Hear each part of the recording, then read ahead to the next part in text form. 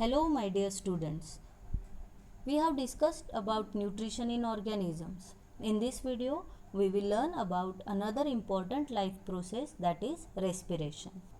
We will learn about respiration, types of respiration, that is aerobic and anaerobic respiration, and human respiratory system. Respiration is the process by which a living being utilizes the food to get energy, or we can also define it as a process of breakdown of simple carbohydrates such as glucose to liberate energy. So, it is a process in which glucose is broken down to obtain the energy to liberate the energy. In nutrition, we learn that during digestion, complex food get converts into simple form, that is into the glucose. That glucose with the help of blood reach to each and every cell.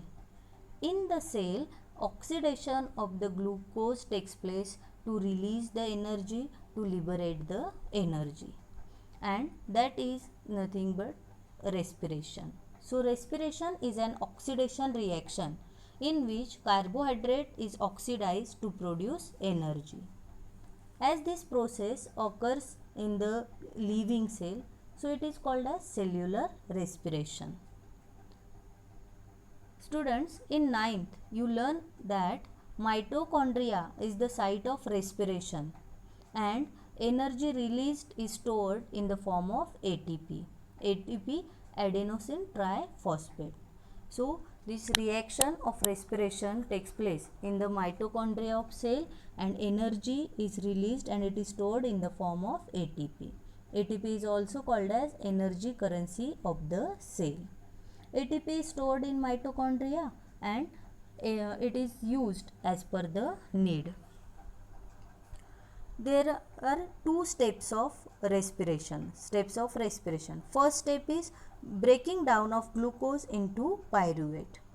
Now see, food material taken in during nutrition is used in cells to provide energy for life processes, that is called respiration. Different organisms do this in different ways. For example, some animals use oxygen to break down glucose completely into carbon dioxide and water. Some use other pathways that do not involve oxygen, but in all cases, the first step is common, that is breaking down of glucose into pyruvate. This process takes place in cytoplasm. Glucose molecule is broken down into pyruvic acid. Glucose is molecule of 6 carbon atoms having formula C6H12O6 is breaking down into pyruvic acid. The formula of pyruvic acid is C3H4O3. So, it is converted into 3 carbon molecule. Further breaking down, so second step, further breaking down of pyruvic acid takes place in mitochondria to form carbon dioxide and water, or it may get converted into other molecules such as ethanol or lactic acid, depends upon type of respiration in particular organism. See, there are different pathways of breaking down of glucose, or there are various methods by which glucose is broken down. Now see, in all cases the first step is common, that is breaking down of 6 carbon glucose into 3 carbon pyruvate. So here we can see glucose is which is a 6 carbon molecule converts into pyruvate, which is a 3 carbon molecule, and this reaction takes place in cytoplasm. Now, metabolism of pyruvate depends on the presence or absence of oxygen. This can be done by 3 pathways. First one, the pyruvate may be converted into ethanol and carbon dioxide in absence of oxygen.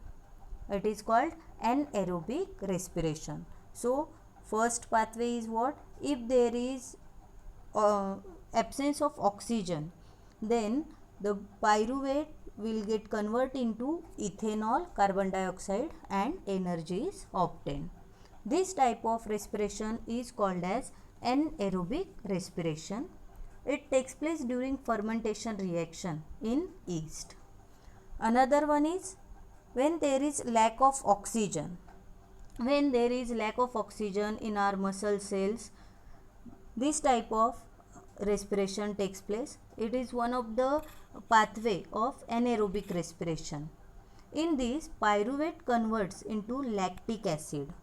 So, this takes place in some unicellular organisms and in muscle cells. Third pathway is in the presence of oxygen. This type of respiration is also called as aerobic respiration. In this respiration, pyruvate is broken down into carbon dioxide and water. It takes place in mitochondria and release more energy than anaerobic respiration. So when oxygen is present, then the pyruvate converts into carbon dioxide, water and energy, and that reaction takes place in the mitochondria of the cell. So these are the pathways of broken down of glucose by various methods. Okay. These are chemical equations of respiration reaction. This one is of aerobic respiration. So in this, glucose in the presence of oxygen converts into carbon dioxide, water and energy. Another one is in the absence of oxygen, glucose get converted into ethanol, carbon dioxide and energy. And third one is in the lack of oxygen. This type of reaction takes place in the muscle cells. While doing any vigorous activity, the energy demand of the muscles increases, and at that time this type of respiration takes place in our body. See, you might have observed when someone runs too fast, he may experience pain in the leg muscles. This happens because of anaerobic respiration taking place in the muscles. During running, the energy demand from the muscle cells increases, and so anaerobic respiration takes place and lactic acid is formed in this process. This deposition of lactic acid causes pain in the leg muscles. So we can observe such type of respiration during vigorous exercise. Students, there are two types of respiration: aerobic respiration and anaerobic respiration. See, aerobic respiration means the respiration which happens in the presence of oxygen, or simply we can say the respiration in the presence of oxygen is called as aerobic respiration. Pyruvic acid is converted into carbon dioxide, water and energy at the end of this process. So this is the reaction or respiration which takes place in the presence of oxygen. The end product of this type of respiration is carbon dioxide, water and energy. Another type of respiration is anaerobic respiration. This type of respiration happens in the absence of oxygen. Pyruvic acid is either converted into ethyl alcohol, that is also called as ethanol, or lactic acid. Ethyl alcohol is usually formed in case of anaerobic respiration in microbes like yeast or bacteria. And lactic acid is formed in some microbes as well as in the muscle cells. Here we can see the difference between aerobic respiration and anaerobic respiration. Aerobic respiration takes place in the presence of oxygen, while anaerobic respiration takes place in the absence of oxygen. In aerobic respiration, complete oxidation of glucose takes place, and in anaerobic respiration, glucose molecule is incompletely oxidized. The end products in aerobic respiration are carbon dioxide and water, while in anaerobic respiration, end products are either methyl alcohol or lactic acid and carbon dioxide. Energy liberated in aerobic respiration is more. Near about 38 ATP energy is released in aerobic respiration. In anaerobic respiration, relatively small energy is liberated, that is 2 ATP. Aerobic respiration occurs in plants and animal cell, while anaerobic respiration takes place in bacteria and human muscle cells during vigorous exercise or physical activity. Reaction of both the reaction of both type of respiration is given here. So this is all about respiration, types of respiration. Students, energy released during cellular respiration is immediately used to synthesize ATP molecule, and ATP can be used in the cells for the contraction of muscles, protein synthesis and conduction of nerve impulses. So according to need, the ATP molecules release energy and that energy is used for different activities. Exchange of gases in different organisms. For aerobic respiration, organisms need a continuous supply of oxygen, and carbon dioxide produced needs to be removed from the body. Different organisms use different methods for intake of oxygen and expulsion of carbon dioxide. Diffusion is the method which is utilized by unicellular and some simple organisms for exchange of gases. Plants also use diffusion process for exchange of gases. Students, we have seen that plants exchange gases through stomata and the large intercellular space between the plant cells. So, intercellular space means the space present between two cells of plant. In plant, there is large space present between two cells and that space is filled with air. So, in plants, the exchange of gases through stomata takes place. Also, that large intercellular space ensure that cells are in contact with air. Exchange of oxygen and carbon dioxide takes place by diffusion.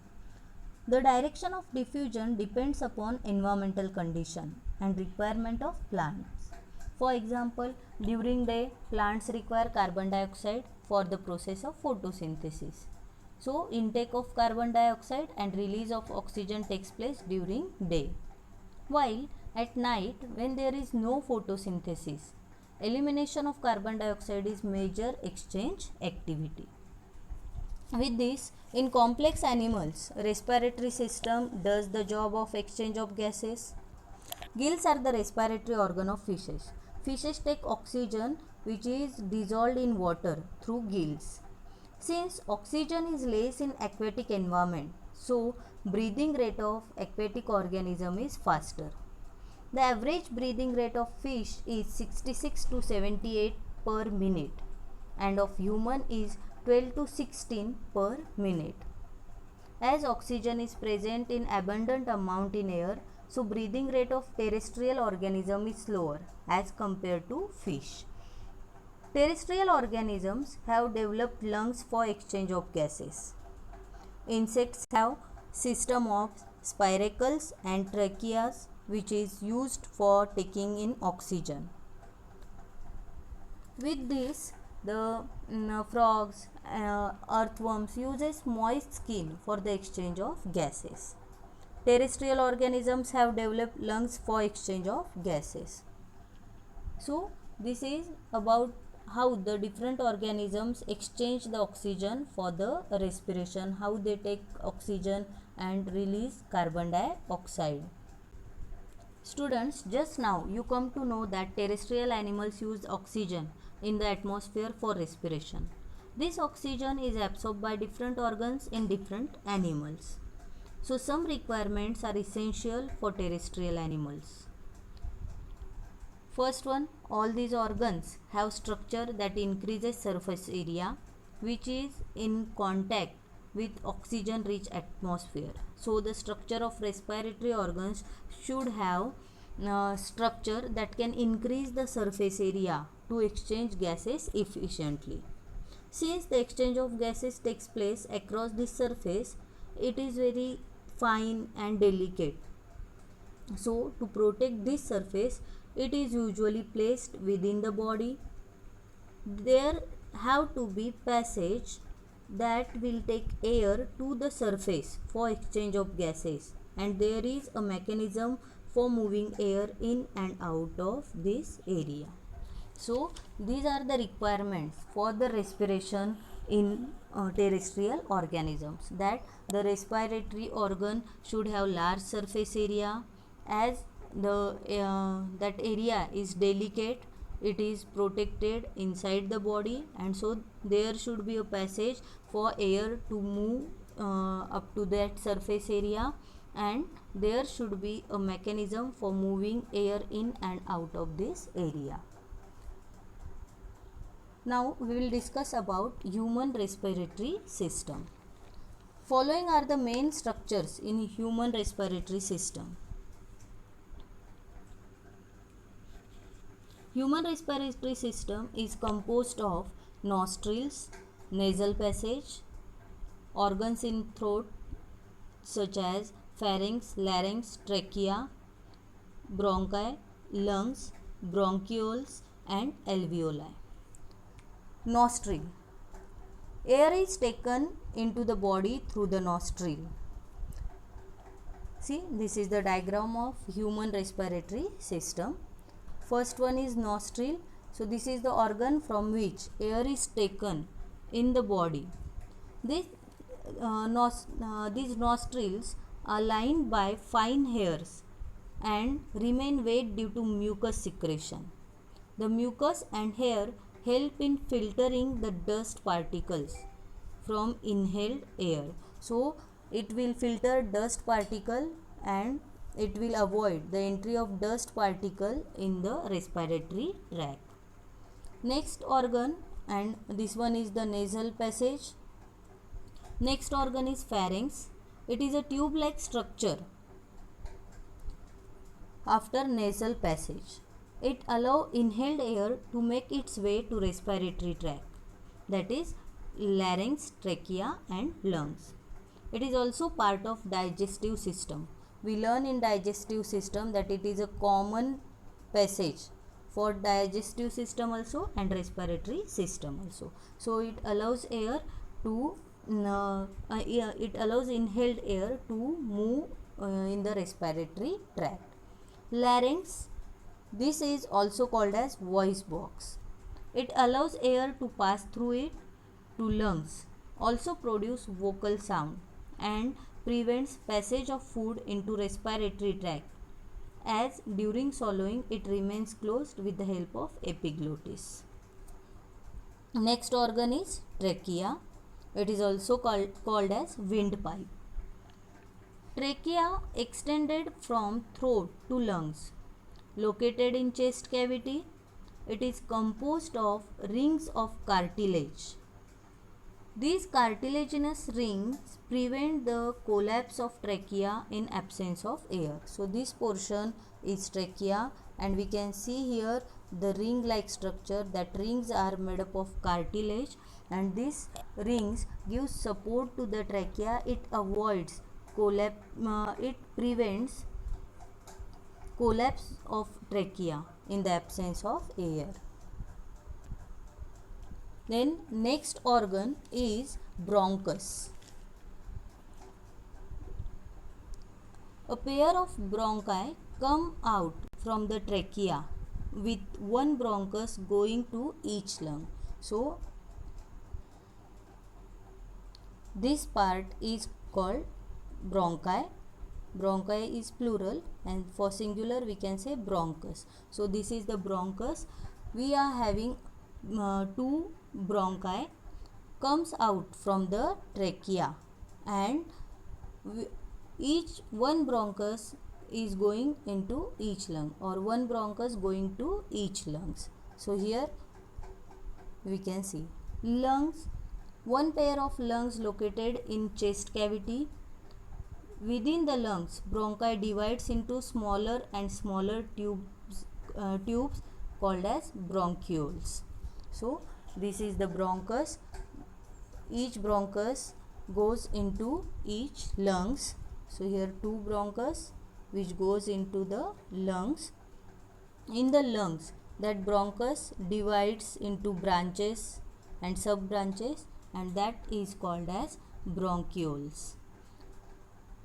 Bronchioles finally terminate in balloon-like structure, which are called as alveoli, singular alveolus. So the bronchus terminate, or the end of bronchus is a balloon-like structure, sac-like structure, that is called as alveoli.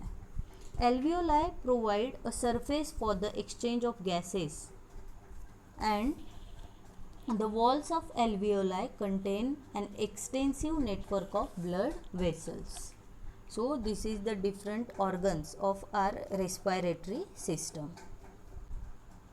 You can note down the different organs of respiratory system, such as nostrils. Air is taken into the body through the nostrils. The inner lining of nostril is lined by hair and remains wet due to mucus secretion.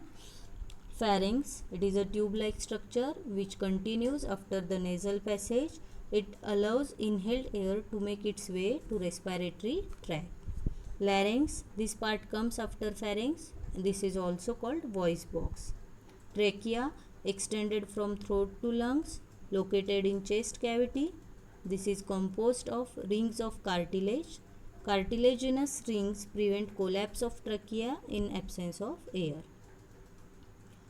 Bronchi, a pair of bronchi comes out from the trachea with one bronchus going to each lungs. Lungs, a pair of lungs located in chest cavity.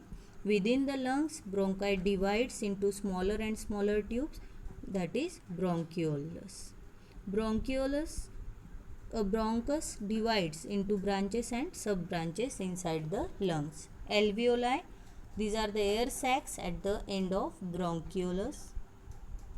The alveolus is composed of very thin membrane and is the place where blood capillaries open. So it is thickness of alveolus is single cell